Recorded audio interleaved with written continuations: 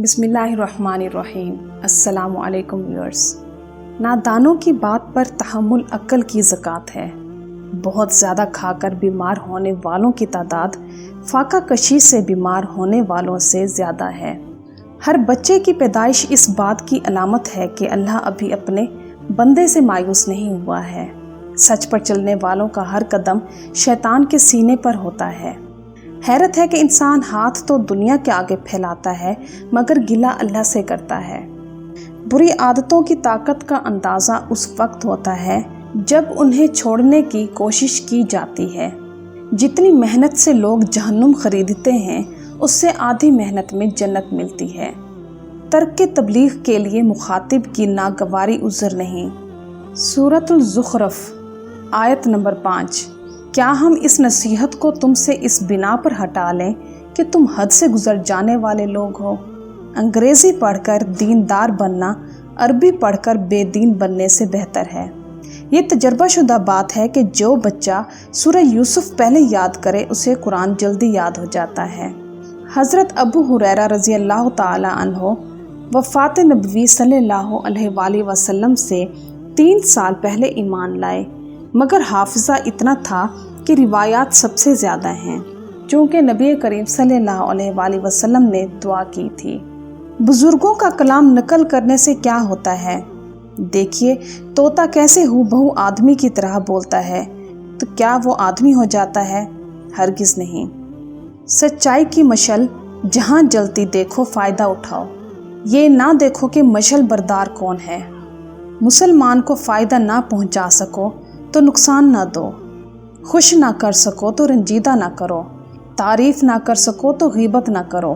100 سال کی عمر میں ایک لمحے کی غلطی انسان کا رخ مشرق سے مغرب کی طرف بدل دیتی ہے۔ غلطی کے بعد چہرے کو بہانے کی چادر سے نہ چھپاؤ، کیونکہ چادر چہرے سے زیادہ میلی ہے۔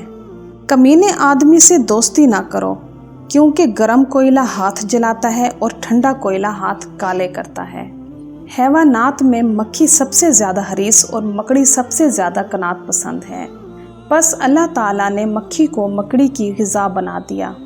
اگر انسان کے خیالات شرعی گواہ ہوتے تو کئی نیک لوگ بدمعاش ہوتے۔ فحش کلامی کرنے پر ایک نوجوان کو کسی بزرگ نے کہا، دیکھ تو اللہ تعالیٰ کے نام کیسا خط بھیج رہا ہے۔ اگر غرور کوئی علم ہوتا تو اس کے کئی سند یافتہ ہوتے۔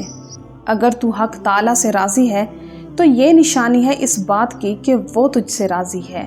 حضرت موسیٰ علیہ السلام نے دعا کی، خدایا مخلوق کی زبان مجھ سے روک دے۔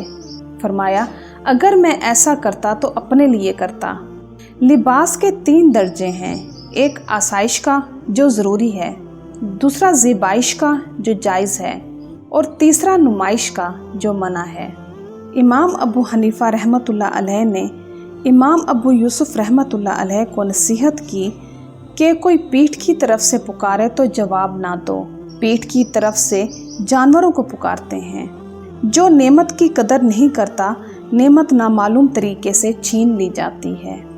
عورت کے لیے زیور و لباس کی محبت کم کرنے کا طریقہ یہ ہے کہ گھر میں اچھے کپڑے پہنے، دوسری جگہ جائے تو معمولی کپڑے پہنے۔ دریا کے پانی اور آنکھوں کے پانی میں صرف جذبات کا فرق ہوتا ہے۔ بوڑھا آدمی چراغ سحر ہے تو جوان آدمی چراغ شام ہے۔ تہجد کے وقت آنکھ کھلے تو سمجھ لو کہ آسمان سے فون آیا ہے۔ بیمار دل کی 4 علامتیں ہیں۔ 1، اطاعت میں حلاوت محسوس نہ کرے۔ دوسرا، اس میں اللہ کا خوف نہ رہے۔ تیسرا، دنیا کی چیزوں کو نگاہ عبرت سے نہ دیکھے۔ چوتھا، جو علم سنے اسے سمجھے نہیں۔ حضرت عثمان الخیری رحمۃ اللہ علیہ سے کسی نے پوچھا کہ اللہ کو زبان سے یاد کرتا ہوں مگر دل اس کے ساتھ موافقت نہیں کرتا۔ فرمایا، شکر کرو کہ اللہ کی یاد میں ایک عضو تو مطیع ہوا، دوسرا بھی ہو جائے گا۔ گناہوں سے پرہیز کیا جائے تو دین و دنیا میں مزے ہی مزے ہیں۔ اللہ تعالیٰ کی بارگاہ میں وہ بدی جو تمہیں رنجیدہ کرے اس نیکی سے بہتر ہے جو تمہیں نازاں کرے۔